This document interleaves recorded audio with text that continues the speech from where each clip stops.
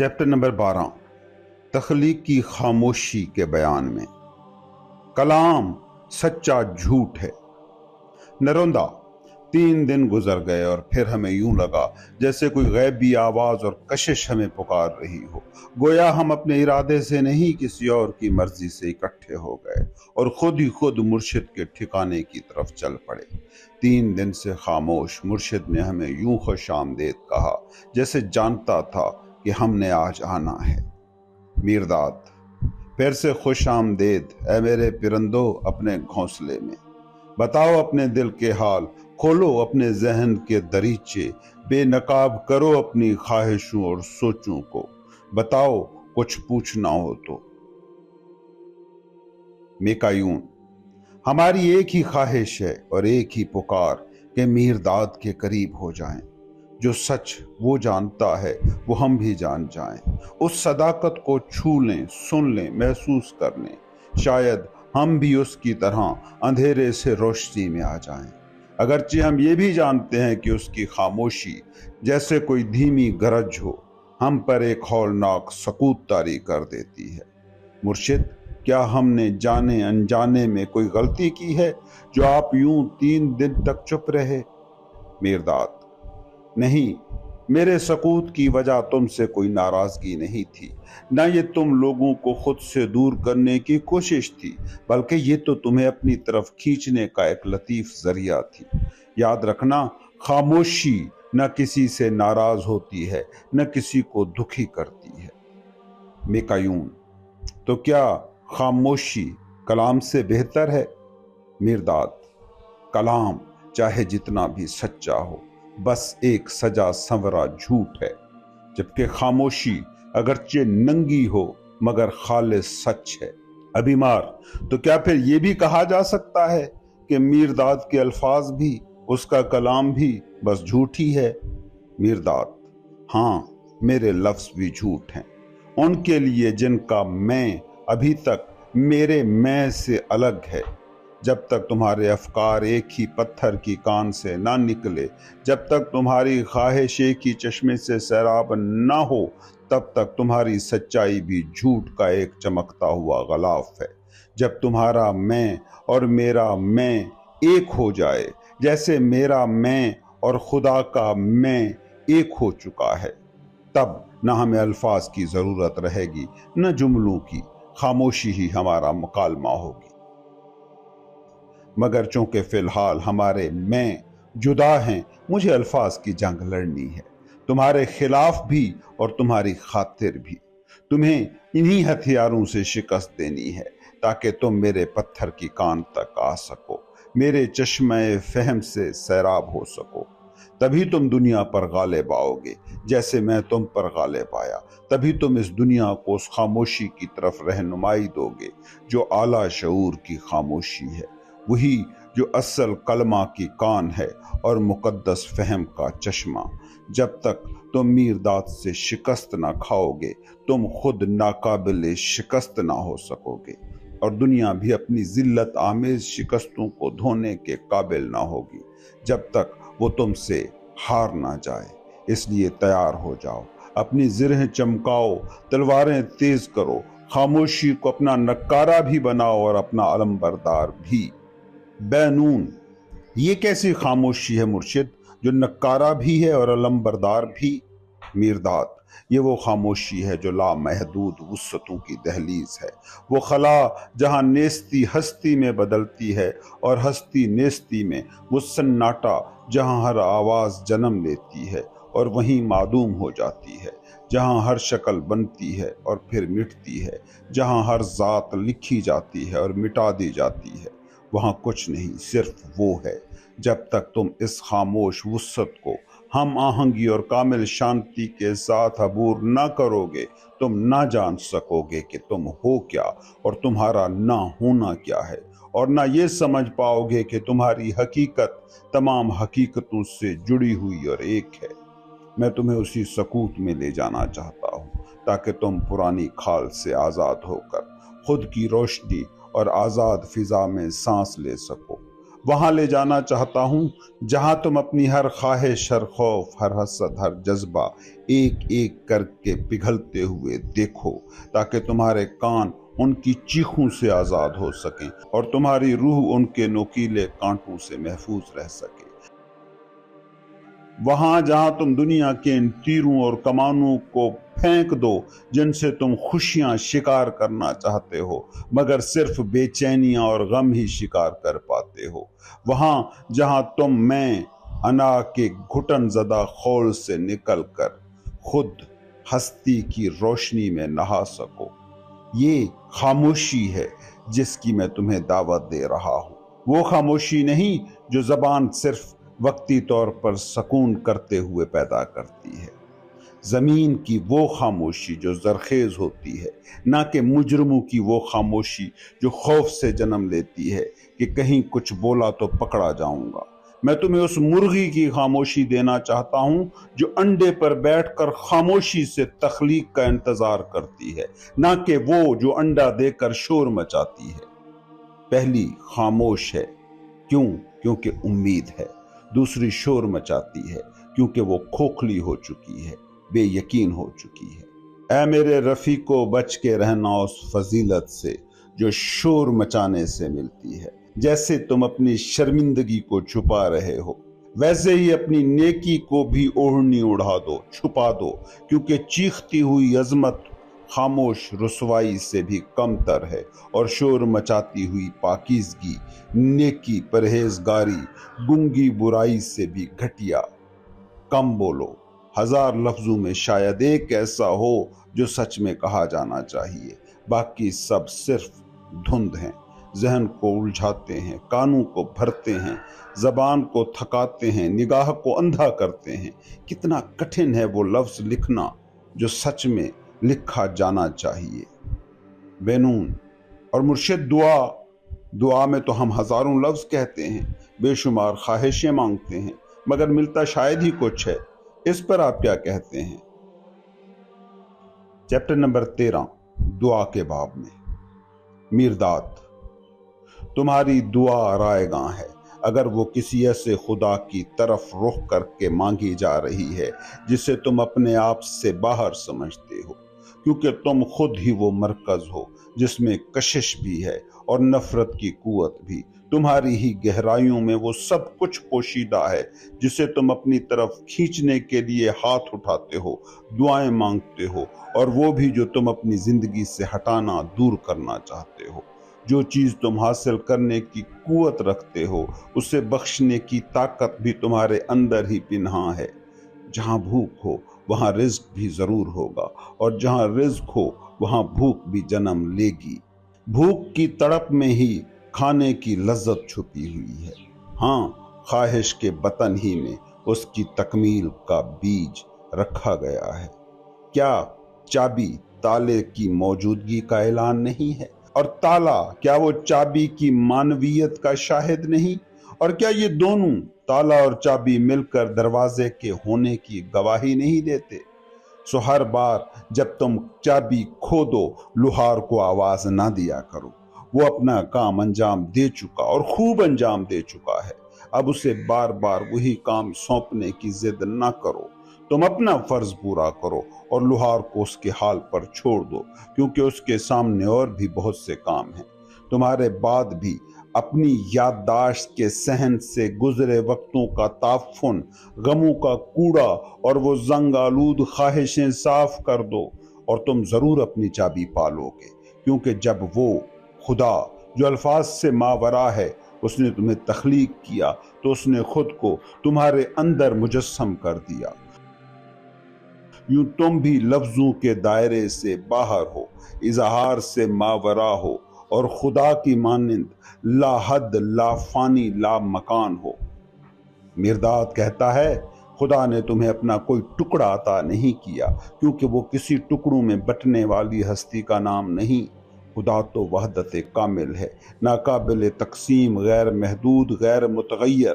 اس نے اپنی ساری خدائی، پورے کا پورا نور، بے کراں جاہو جلال تمہارے سپرد کیا، بغیر کسی کٹوتی کے، بغیر کسی حدود کے۔ اور بتاؤ، اس سے بڑھ کر تم کس وراثت کی تمنا کر سکتے ہو؟ پھر تمہیں اس خدائی تک پہنچنے سے روکنے والا کون ہے؟ کیا کوئی بیرونی دشمن؟ کیا کوئی سماج؟ نہیں، صرف تمہاری اپنی بزدلی اور تمہاری آنکھوں پر چڑھا ہوا اندھا پن جو تمہیں روشنی کی طرف بڑھنے سے باز رکھتا ہے۔ مگر افسوس، اس بے پایاں وراثت پر جھک کر سجدہ بجا لانے کی بجائے اور اس تک رسائی کی راہ تلاش کرنے کی بجائے کچھ لوگ اندھے ناشکرے خدا کو ایک کوڑا دان سمجھ لیتے ہیں، جہاں وہ اپنے دانتوں کے درد، معدے کی جلن، کاروباری نقصان، ازدواجی جھگڑے، انتقام کی آگ اور بے خوابی کی شکایتیں گلے ڈال آتے ہیں۔ اور کچھ ایسے بھی ہیں جو خدا کو اپنے ذاتی خزانے کا کمرہ سمجھتے ہیں، ایسی جادوئی صندوق جس سے ہر لمحہ سونے، چاندی اور خواہشوں کے جواہرات نکلتے رہیں۔ اور کچھ تو ایسے بھی ہیں جو خدا کو ایک اکاؤنٹنٹ مانتے ہیں، ایسا اکاؤنٹنٹ جو نہ صرف ان کے قرض و واجبات کا حساب رکھے بلکہ وصولی بھی خود کرے اور ہمیشہ ان کے حق میں موٹی اور چمکتی ہوئی بیلنس شیٹ پیش کرے جس میں کبھی خسارہ نہ ہو اور نفع ہمہ وقت بڑھتا ہی جائے۔ افسوس، جن کے دل میں خدا بسایا گیا تھا وہی لوگ اسے اپنی خواہشوں کا آلہ بنا لیتے ہیں اور پھر شکوہ کرتے ہیں کہ وہ سنتا نہیں، کہ وہ دیتا نہیں، کہ وہ جواب نہیں دیتا۔ مگر سچ یہ ہے کہ خدا نہ کوڑا دان ہے، نہ خزانہ، نہ محتسب۔ وہ تم ہو اگر تم آنکھ کھولو، وہ تم ہو اگر تم بیدار ہو جاؤ۔ مرداد کہتا ہے، ہاں، لوگ خدا پر ان گنت کاموں کا بوجھ ڈال دیتے ہیں، گویا وہ ان کا ملازم ہو، مگر یہ کم ہی سوچا جاتا ہے کہ اگر فی الواقع وہی سب کچھ کرتا تو کسی کی پکار، کسی کی التجا، کسی سجدے یا کسی ذکر کی اسے ضرورت ہی کیا تھی؟ کیا تم سورج کے طلوع ہونے کا وقت اسے یاد دلاتے ہو یا چاند کو غروب ہونے کی ہدایات تم دیتے ہو؟ کیا تم اسے بتاتے ہو کہ فلاں کھیت میں مکی کے دانوں کو کب پھوٹنا ہے؟ کیا تم اسے بتاتے ہو کہ ایک مکڑا اپنا جالا کتنی مہارت سے بن رہا ہے؟ یا کائنات کی ان گنت جنبشیں، قوانین اور ترتیبیں، کیا یہ تم اسے یاد دلاتے ہو؟ تو پھر اپنی معمولی، عارضی اور خود غرض خواہشوں کو لے کر تم اس کی یادداشت پر بوجھ بننے کیوں چلے جاتے ہو؟ کیا تم اس کے نزدیک چڑیوں، بیجوں اور مکڑیوں سے بھی کم عزیز ہو؟ تو ان کی مانند کیوں نہیں بن جاتے جو اپنا رزق خاموشی سے قبول کرتے ہیں، بے سجدہ، بے التجا، بے فریاد، بے وعدہ، بے فکر فردہ، بس کام میں مگن؟ اور وہ خدا کہاں ہے جس کی سماعت میں تم اپنی دعاؤں، اپنی تمناؤں، اپنی تعریفوں کی چیخ و پکار ڈالنا چاہتے ہو؟ کیا وہ تمہارے اندر اور تمہارے باہر ہر سمت نہیں ہے؟ کیا اس کا کان تمہارے منہ سے بھی زیادہ قریب نہیں ہے، اتنا جتنا تمہاری زبان تمہارے تالو کے قریب نہیں ہے؟ خدا کو اس کی خدائی کافی ہے اور اسی خدائی کا ایک بیج تمہارے اندر رکھا گیا ہے۔ اگر خدا نے تمہیں یہ بیج دے کر اس کی پرورش کا کام بھی خود اپنے ذمے رکھا ہوتا تو پھر تم میں کیا کمال باقی رہا اور تمہاری زندگی کا پھر مصرف کیا بچا؟ اگر سب کچھ وہی کرے تو تمہاری دعا کس کام کی؟ تم اس کے حضور اپنی ہر چھوٹی بڑی فکر نہ لے جایا کرو، ان دروازوں پر دستک نہ دو جن کی کنجیاں تمہیں پہلے ہی عطا ہو چکی ہیں، بلکہ اپنے دل کی وسعت میں جھانکو، کیونکہ وہیں ہر دروازے کی چابی رکھی ہوئی ہے، وہیں ہر وہ شے ہے جس کی تم خواہش رکھتے ہو، چاہے وہ خیر ہے یا شر۔ تمہارے اندر ایک لشکر ہے، ایک ایسا عظیم لشکر جو تمہارے اشارے کا منتظر ہے، تمہاری ہر پکار پر لبیک کہنے کو تیار، جو تمہاری رگوں میں خاموشی سے دوڑتا ہے، سرخ خلیوں کی صورت میں، طاقت کا ایک زندہ معجزہ، حیات کا رازدان، تمہاری روح کا علم بردار۔ یہ لشکر دل میں جمع ہوتا ہے اور دل ہی سے میدان عمل میں نکلتا ہے۔ اسی لیے دل کو حرمت اور تقدس حاصل ہے کہ وہی مسکراہٹوں کا سرچشمہ ہے، وہی آنسوؤں کا مقتل ہے، وہی زندگی کا گہوارہ ہے اور وہی موت کا بھید ہے۔ تمہاری تمنائیں اس لشکر کا اسلحہ ہیں، تمہارا ذہن ان کا نگران ہے اور تمہاری مرضی، قوت ارادہ، ول، یہ ہے سپہ سالار۔ جب تم اپنے خون کی گردش کو ایک واحد آرزو، ایک سنگل ڈیزائر کے تابع کر دیتے ہو، ایسی آرزو جو باقی تمام تمناؤں کو خاموش کر دے اور اپنے ذہن کو ایک واحد خیال، ایک سنگل تھاٹ کے تحت منظم کرتے ہو اور اپنی مرضی کو ایک واحد ارادے کی قیادت میں لے آتے ہو، تب تم یقین کے ساتھ کہہ سکتے ہو یہ خواہش ضرور پوری ہوگی۔ ایک ولی ولایت کو کیسے پاتا ہے؟ یوں کہ وہ اپنے لہو سے ہر اس خواہش اور ہر اس خیال کو چھانٹ دیتا ہے جو ولایت کے لائق نہیں، پھر وہ اپنی تمام توجہ، تمام قوت اور ایک ناقابل شکست ارادے کے ساتھ محض ولایت ہی کا متلاشی بن جاتا ہے۔ میں تم سے کہتا ہوں، آدم سے لے کر آج تک ہر ولی کی مقدس آرزو، ہر ولی کا نورانی خیال اور ہر ولی کا ثابت قدم ارادہ اس شخص کی مدد کو لپکتا ہے جو ولایت کی راہ پر اس یکسوئی سے گامزن ہو، کیونکہ یہ ازل کا قاعدہ ہے۔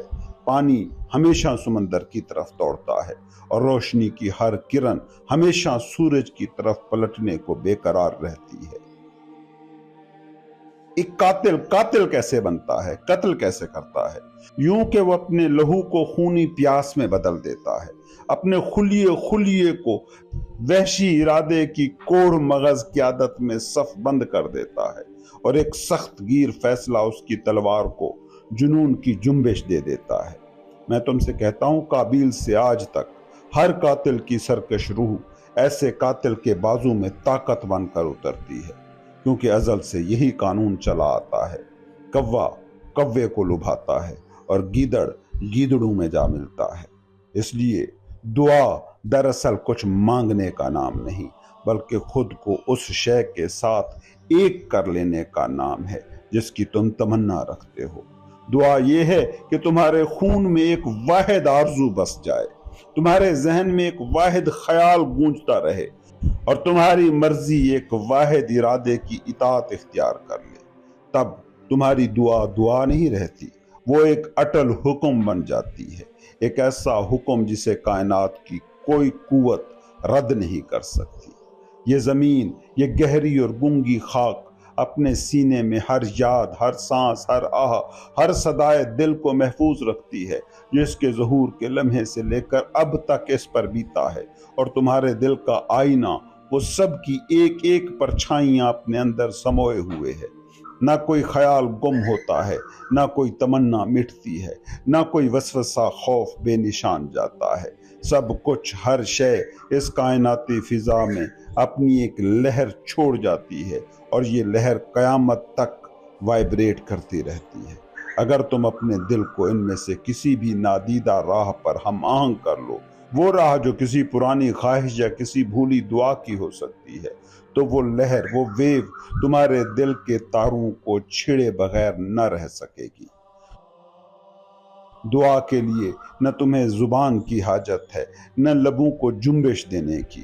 تمہیں درکار ہے ایک جاگتا ہوا دل، ایک ایسی خواہش جو تمہارے وجود کو جلا دے، ایک ایسا تھاٹ جو شب و روز تمہارا پیچھا کرے، اور سب سے بڑھ کر ایک ایسا ارادہ جو نہ شک سے لرزے، نہ خوف سے پیچھے ہٹے، کیونکہ جب تک دل جاگا ہوا نہ ہو الفاظ محض گونج ہوتے ہیں، اور جب دل بیدار ہو جائے تو زبان کو سونا چاہیے یا پھر خاموشی کی چادر میں لپٹ جانا چاہیے۔ اور جہاں تک عبادت گاہوں کا سوال ہے تو جان لو، جس کے دل میں معبد نہیں وہ کسی پتھر کے مندر میں خدا کو نہیں پا سکتا۔ مگر یہ بات ہر ایک کے لیے نہیں ہے۔ اکثر لوگ راہ سے گم ہیں، وہ دعا کو ایک ضرورت تو سمجھتے ہیں مگر اس کی حقیقت سے ناآشنا ہیں۔ وہ دعا کیے بغیر جی نہیں سکتے مگر دعا کرنا جانتے بھی نہیں۔ وہ لفظوں کے بغیر دعا نہیں کر سکتے، اور لفظ تب تک نہیں پاتے جب تک کوئی دوسرا ان کے لبوں میں نہ رکھ دے۔ وہ جب اپنے دل کی وسعت میں قدم رکھتے ہیں تو گھبرا جاتے ہیں، وہ اس خلا سے ڈر جاتے ہیں جس میں ان کا اپنا رب چھپا ہوا ہے۔ مگر جب وہ اپنے جیسے سہمے ہوئے لوگوں کے ساتھ کسی دیواروں والے مندر میں کھڑے ہوتے ہیں تو انہیں تسلی ملتی ہے، کیونکہ وہاں وہ اکیلے نہیں ہوتے۔ تو جانے دو انہیں، اپنے گرجے، اپنے مندر، اپنی مسجدیں بنانے دو، اپنی دعائیں گانے دو، مگر تم سے، اے جاگی ہوئی روحو، تم سے اور ہر اس شخص سے جو بیداری کا ذائقہ چکھ چکا ہے، میں کہوں گا دعا کرو صرف ایک چیز کی، مقدس فہم کی، سمجھ کی، انڈرسٹینڈنگ کی، کیونکہ جو کچھ بھی اس کے سوا مانگا جائے وہ کبھی سیراب نہیں کرتا۔ یاد رکھو زندگی کی اصل کنجی تخلیقی کلمہ ہے، تخلیقی کلمے کی کنجی محبت ہے، اور محبت کی کنجی سمجھ ہے۔ اپنے دلوں کو ان تینوں سے بھر لو، اپنی زبانوں کو ہزار بے سود لفظوں کے بوجھ سے آزاد کر لو، اپنے ذہنوں کو اس تھکن سے رہائی دو جو لا حاصل دعاؤں میں چھپی ہوتی ہیں، اور اپنے دلوں کو ان دیوی دیوتاؤں کی غلامی سے نکال لو جو تمہیں تحفے دے کر اپنا اسیر بنا لیتے ہیں، جو ایک ہاتھ سے محبت کرتے ہیں اور دوسرے سے تمہیں مارتے ہیں، جو تمہاری چاپلوسی سے خوش ہوتے ہیں اور تمہاری خاموشی سے بے چین۔ اپنے دل کو ان سب جھوٹے خداؤں سے خالی کر دو، وہ جو تمہارے آنسوؤں کو اپنی خوشبو سمجھتے ہیں، جو تمہاری ذلت کو اپنی جلالی عظمت اور تمہاری گڑگڑاہٹ کو اپنی بادشاہی کا زنگ بنیاد، وہ جو تب تک تمہیں نہیں سنتے جب تک تمہاری چیخیں آسمان نہ چیر دیں، اور جب تک تم مانگ نہ لو کچھ دیتے نہیں، اور جب دے دیں تو ایسے مغرور جیسے کوئی احسان کیے بیٹھے ہوں۔ ان سب خداؤں کو نکال باہر کرو تاکہ ایک سچا، غیر مشروط، بے نیاز خدا تمہارے دل میں پوری طرح اتر آئے، وہ جو تمہیں اپنے آپ سے بھر دے، ایسا لبریز کر دے کہ تم خود کو ہر وقت کامل پاؤ، نہ محتاج، نہ سائل، نہ شرمسار۔ ابھی مرشد کی بات پوری بھی نہ ہوئی تھی کہ بے نون کی آواز ابھری، ایسے جیسے کوئی الجھی ہوئی روح راستے کے بیچ میں آ کھڑی ہو۔ کبھی آپ انسانوں کو قادر مطلق بتاتے ہیں، کبھی آپ انہیں بے بس لاچار کہتے ہیں، ہمیں تو آپ ایسی دھند میں چھوڑ جاتے ہیں جیسے کوئی چراغ جلایا ہو مگر ہوا کے حوالے کر دیا گیا ہو، روشنی کا وعدہ ہو مگر راستہ گم ہو۔ مرشد خاموش رہا، لیکن وہ خاموشی خالی نہ تھی، وہ ایسی خاموشی تھی جو کسی سوال کا جواب نہیں دیتی بلکہ دل میں جستجو جگا دیتی ہے، شوق دریافت جو لفظوں کی محتاجی سے آزاد ہوتا ہے۔ چیپٹر نمبر 14، پیدائش آدم، فرشتوں اور شیطان کا مکالمہ۔ میرداد، انسان کی ٹائم لیس، لا مکان و لا زمان پیدائش کے لمحے میں، جب وقت نے ابھی پہلا سانس بھی نہیں لیا تھا اور سپیس نے ابھی کوئی سمت نہ چنی تھی، اس لمحے کائنات کے بالائی کتب پر دو اعلیٰ فرشتوں کے درمیان ایک مکالمہ ہوا جو کچھ یوں تھا۔ پہلا فرشتہ، ایک حیرت انگیز بچہ زمین پر پیدا ہوا ہے اور زمین نور سے جگمگا اٹھی ہے۔ دوسرا فرشتہ، ایک جلالت مآب بادشاہ آسمان پر ظہور پذیر ہوا ہے اور آسمان خوشی سے دھڑک رہا ہے۔ پہلا، وہ آسمان و زمین کے وصال کا ثمر ہے۔ دوسرا، وہ خود اتحاد ازل ہے، باپ، ماں اور بچہ تینوں ایک ہستی میں سموئے ہوئے۔ پہلا، زمین اس پر نازاں ہوئی۔ دوسرا، آسمان اس پر صداقت آشنا۔ پہلا، دن اس کی آنکھوں میں سوتا ہے، دوسرا اور رات اس کے دل میں جاگتی ہے۔ پہلا، اس کا سینہ طوفانوں کا آشیانہ ہے، دوسرا اس کا گلا نغموں کا ساز۔ پہلا، اس کے بازو پہاڑوں کو گلے لگاتے ہیں، دوسرا اور اس کی انگلیاں ستارے توڑ لاتی ہیں۔ پہلا، سمندر اس کی ہڈیوں میں دھاڑتے ہیں، دوسرا اور سورج اس کی رگوں میں دوڑتے ہیں۔ پہلا، اس کا منہ بھٹی بھی ہے اور سانچا بھی، دوسرا اور اس کی زبان ہتھوڑا ہے، سندان بھی۔ پہلا، اس کے قدموں کے گرد کل کی زنجیروں جیسا جال ہے، دوسرا مگر اس کے دل میں ان زنجیروں کی کنجی بھی چھپی ہے۔ پہلا، پھر بھی یہ بچہ خاک میں لپٹا ہے، دوسرا مگر عہد ازل میں لپٹا ہوا ہے۔ پہلا، وہ خدا کی طرح اعداد کے ہر راز سے واقف ہے اور الفاظ کی گہرائیوں کا آشنا، دوسرا مگر اب تک وہ اس مقدس عدد کو نہیں جان پایا جو آغاز بھی ہے انجام بھی، نہ اس خلاق لفظ کو جو تخلیق کا پہلا شعور ہے اور فنا کا آخری نغمہ۔ پہلا مگر وہ ایک دن اسے جان لے گا، اس عدد کو، اس لفظ کو، دوسرا مگر تب تک نہیں جب تک وہ خلا کی بے سمت وسعتوں سے اپنے قدم نہ موڑ لے اور وقت کے سیاہ گنبدوں سے اپنی آنکھیں نہ پھیر لے۔ پہلا، اے کیسا عجیب، کیسا حیرت انگیز ہے یہ خاکی آدم، دوسرا اے کیسا جلیل، کیسا شاندار ہے یہ آسمانی بادشاہ۔ پہلا، خدا نے اسے انسان کہا، دوسرا، اور انسان نے اسے خدا پکارا۔ پہلا، انسان خدا کا لفظ ہے، دوسرا، اور خدا انسان کا لفظ۔ پہلا، تمجید اس کی جس کا لفظ ہے انسان، دوسرا، تمجید اس کی جس کا لفظ ہے خدا۔ پہلا، اب بھی، ہمیشہ بھی، دوسرا، یہاں بھی، ہر جگہ بھی۔ اور یوں ہوا یہ مکالمہ کائنات کے بالائی کتب پر اس لمحے جب وقت ابھی پیدا نہیں ہوا تھا اور انسان بے وقت جنم لے چکا تھا، اور اسی لمحے جب وجود کی گہری خاموشی میں انسان نے پہلی آہ بھری، کائنات کے تاریک کتب پر دو عظیم شیطانوں میں یہ سرگوشیاں ہوئیں۔ پہلا شیطان، یہ جو ابھی نمودار ہوا ہے، یہ جو سسکتا ہے، روتا ہے، لرزتا ہے، یہ ایک بزدل ہے۔ یہ کہنا شاید کافی نہ ہو، بلکہ بغاوت اس کے ماتھے پر لکھی ہوئی ہے۔ لیکن دیکھو، اسی بزدلی اور بغاوت میں ایک ہولناک قوت چھپی ہوئی ہے۔ دوسرا شیطان، اس کی آنکھ وحشی اور بے خوف، کوئی جھجک نہیں، کوئی مداحنت نہیں۔ پہلا، اور دل تو نرم ہے، نمناک ہے، اطاعت شیار ہے، مگر یہی نرمی، یہی آنسو اندر ہی اندر خوف کی دھار بن جاتے ہیں۔ دوسرا، ذہن وہ تیز ہے، مسلسل حرکت میں، کوئی فرصت نہیں سے سوچنے سے، پھر بھی ہر سوچ میں کوئی خار چھپا ہے۔ پہلا، کان سست، کند، دیر فہم، مگر اسی سستی میں ایک ایسا خطرہ ہے جو دیکھتے دیکھتے پھیل جائے گا۔